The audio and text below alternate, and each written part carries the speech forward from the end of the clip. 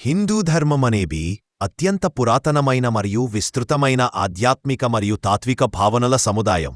ఇది కేవలం ఒక మతమేగాక జీవనశైలి, దైవికత, నైతికత మరియు తత్వాలను కలిపిన మార్గం. ఇది వేల సంవత్సరాలుగా భారతదేశంలో అభివృద్ధి చెంది ప్రపంచవ్యాప్తంగా మానవాళిని ప్రభావితం చేసింది. హిందూ ధర్మమంటే ఏమిటి? నీతిపథం, సత్యాన్ని అనుసరించే జీవనశైలి. హిందూ ధర్మమంటే సనాతన ధర్మం, అంటే శాశ్వతమైన ధర్మం. ఇది ఎప్పటికీ అప్లికబులయ్యే సత్యాలు. కర్మ, ధ్యానం, భక్తి, జ్ఞానం వంటి అంశాల సమాహారం.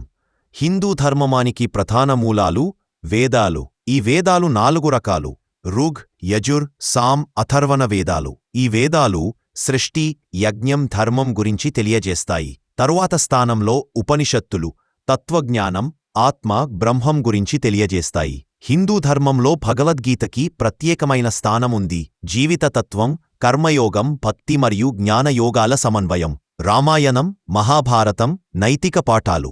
జీవితంలో ధర్మ నిర్ధారణకు నిలువుటద్దం.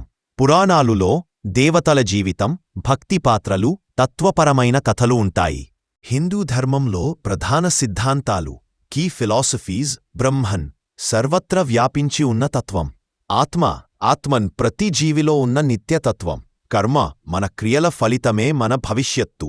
జీవుడు పాపపుణ్యాల ఆధారంగా జన్మలు ఎత్తుతాడు అనే నమ్మకం. మోక్ష, జనన మరణ చక్రం నుండి విముక్తి పొందటం. 4.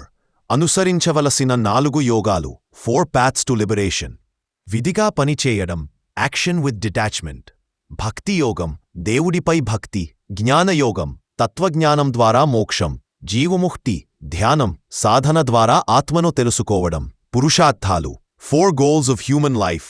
ధర్మం, నీతి, కర్తవ్యం, అర్థం, కామం, కోరికలు, ధర్మానికి లోబడి. మోక్షం, జీవన లక్ష్యం, విముక్తి. 6. దేవతల తత్వం, not just idols but energies. Hindu ధర్మంలో అనేవి శక్తుల రూపాలు. శాంతి, విష్ణువు పరిరక్షణ, ధర్మస్థాపన. దుర్గా, శక్తి, రక్షణ.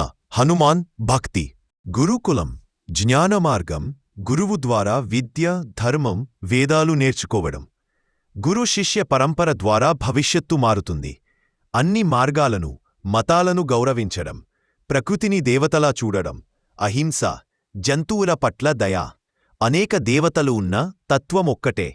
ఏకం సత్యం విప్రా బహుదా వదంతి.